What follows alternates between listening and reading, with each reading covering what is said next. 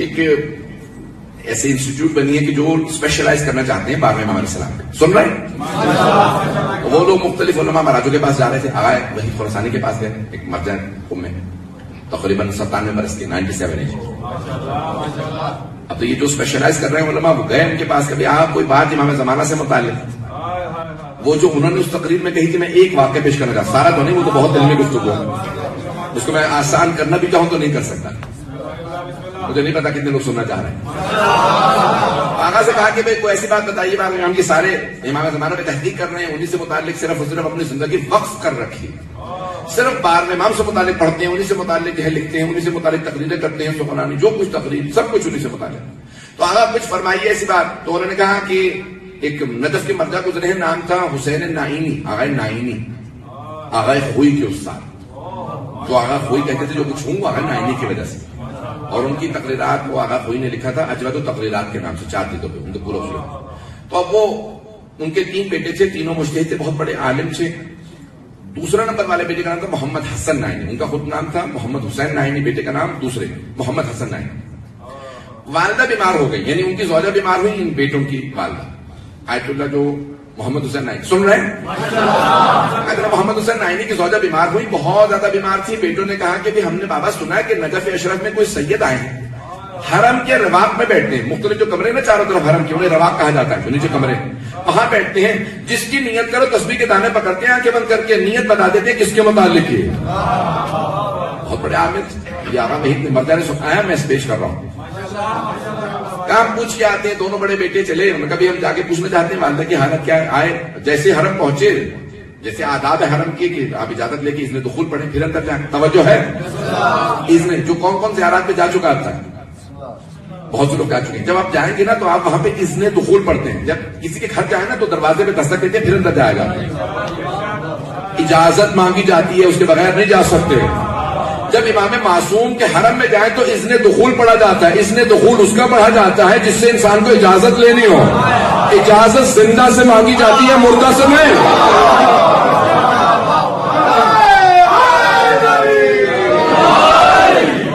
توجہ ذہن کی نام. تو آپ ایک اور یہاں پہ روک کے جملہ کہہ دوں, جب آپ انشاءاللہ مشہد جائیں گے تو امام رضا کا حرم بہت وسیع ہے, بہت بڑا ہے, 1/2 کلومیٹر سے بڑا ہے. جب جائیں تو وہاں پہ صحن میں داخل ہوتے ہی اس نے دخول بہت بڑا بڑا لکھا, اور لکھا ہوا ہوتا ہے اس کے اوپر کہ الفاظ پڑھ کے پھر اندر جاؤ, الفاظ پڑھ کے جاؤ. اشہد انک تسمع کلامی وترد سلامی, میں گواہی دیتا ہوں آپ میرے کلام کو سن رہے ہیں, میرے سلام کا جواب دیتے ہیں, میں گواہی دیتا ہوں. اتنا بڑا جملہ کہہ رہے ہیں, ہمیں خود بھی ادراک ہے ہم کہہ رہے ہیں, بھئی ہماری پرسپشن ہے بھی, ہمیں سمجھ ہے کہ ہم کیا کہہ رہے ہیں. میں گواہی دیتا ہوں, گواہی دیتا ہوں. بھئی گواہی اسی چیز کی دی جاتی ہے جسے انسان نے دیکھا ہو. شہادت وہاں دیتا ہے جہاں مشاہدہ کیا ہو. توجہ نہیں ہے ایسا پڑھنے کا. جب ہم نے مشاہدہ نہیں کیا تو گواہی کیسی؟ بھئی گواہی ہم نہیں دے رہے, ہم تو جملے دہرا رہے ہیں, امام معصوم نے بتایا.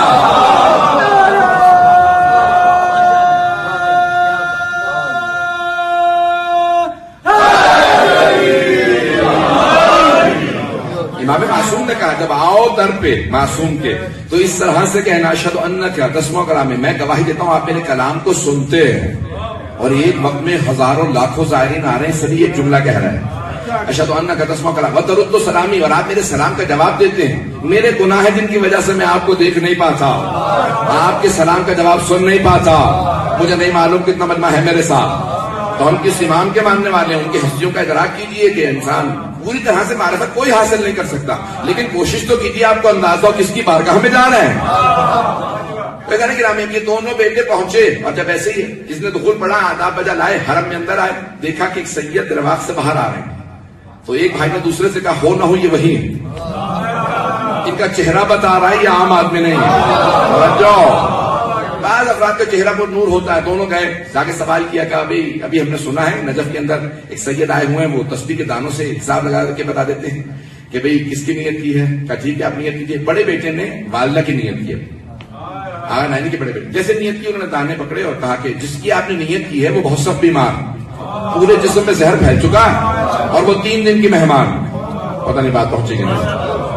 آغا وحید نے اپنے درس میں کہا متخصصین کے لیے بہت گھبرا کے سن رہے مجمع, وہ افراد جو شک کرتے کہ امام کے پاس علم غیب ہے یا نہیں, ایسا گرامی اس قسم کے علماء کہ جو امام کی بارگاہ کے اندر اپنی زندگی وقف کرتے ہیں وہ ایسے ایسے مقامات پہ پہنچ جاتے ہیں، وہ کچھ بتا دیتے ہیں. یہ جو امام کے قدموں کی خاک نہیں وہ ایسے ہو جاتے ہیں. سوچئے امام کیسے ہوں گے.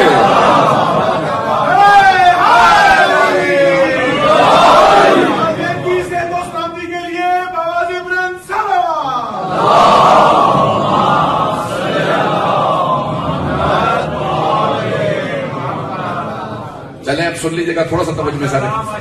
مرحوم آغائے بہجت سے بھی کسی نے سوال کیا. آیت اللہ بہجت کا نام سن رکھا؟ آیت اللہ شیخ محمد تقی بہجت قم مقدس میں انتقال ہوا، بہت بڑے عارف تھے. ان سے کسی نے پوچھا کہ آغا یہ لوگ بعض اوقات واقعات سناتے ہیں ائمہ کے کہ وہ ایسا کر سکتے ہیں ایسا کر سکتے ہیں، بہت تیزی سے سفر کر لیتے ہیں، کوئی معجزہ دکھا سکتے ہیں، کیا ایسا کر سکتے ہیں امام؟ تو انہوں نے کہا نہیں، یہ ان کے خادموں کے کام ہے.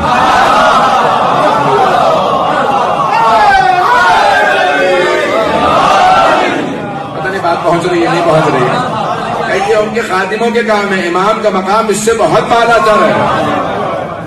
عزیزان گرامی میں پیش کرنا چاہ رہا ہوں، یہ ساری میں تمہید باندھ رہا ہوں تاکہ آپ کو ادراک ہو جو جملہ میں کہنے والا ہوں. جو جملہ کہنے والا ہوں اگر نہ پہنچا سکا تو آج کی مجلس جو ہے میں سمجھتا ہوں کہ میں نہیں پہنچا سکوں گا، میں مجلس نہیں پڑھ سکا. تو ایک مرتبہ دونوں بیٹے پہنچے، بڑے نے پوچھا ماں سے متعلق نیت کی، انہوں نے سب بتایا. جب صحیح سے بتا دیا کہ 3 دن کے مہمان ہیں، اور واقعا آقا بھی کہتے ہیں کہ 3 دن بعد ان کی والدہ کا انتقال ہو گیا. اب یہ چھوٹے بیٹے نے کہا شیخ محمد حسن نعیمی نے اگر وہ اجازت اشتہار دیتے تھے نا تو تمام نجف کے مجتہدین کہتے تھے ہاں یہ مجتہد ہے اس نے لکھا. نہیں پہنچ سکے. کتنے قابل تھے اگر وہ اجازت دے، سب مانتے تھے شیخ محمد حسن نعیمی کو. انہوں نے کہا اب میں نے نیت کی ہے. سید بتا میں نے کس کی نیت کی ہے؟ نہیں ہے مجمع میرے ساتھ. شیخ محمد حسن نعیمی کہتے ہیں میں نے نیت کی. ایک مرتبہ سید نے تسبیح کے دانے پکڑے چھوڑ دیے، پھر دوسری مرتبہ تسبیح کے دانے پکڑے چھوڑ دیے، تیسری مرتبہ تسبیح کے دانے پکڑے چھوڑ دیے، چوتھی مرتبہ، پانچویں دفعہ کہا آپ نے کس کی نیت کی ہے؟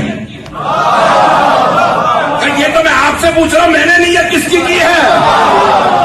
تعجب مجھے اس کی ہے جس کی آپ نے پہلی مرتبہ نیت کی. میں نے تسبیح کے دانے جب پکڑے تو دیکھا مکے میں ہیں، جب دوسری مرتبہ دانے دیکھے تو مدینے جا چکے تھے، جب تیسری مرتبہ دانے پکڑے تو دیکھا نجف میں ہے، چوتھی مرتبہ دانے پکڑے کربلا جا چکے تھے، جب پانچویں مرتبہ دانے پکڑے تو وہ کاظمین یا مشہد میں تھے. کیا تم نے ہو نہ ہو نیت کی ہے اس کی جس کے لیے سارا نظام شمسی طواف کرتا.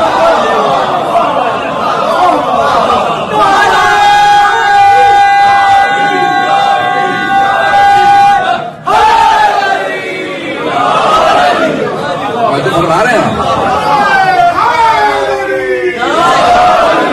توجہ میرے ساتھ ہو نہ ہو تم نے اس کی نیت کی ہے جس کا یہ نظام شمسی طواف کر رہا.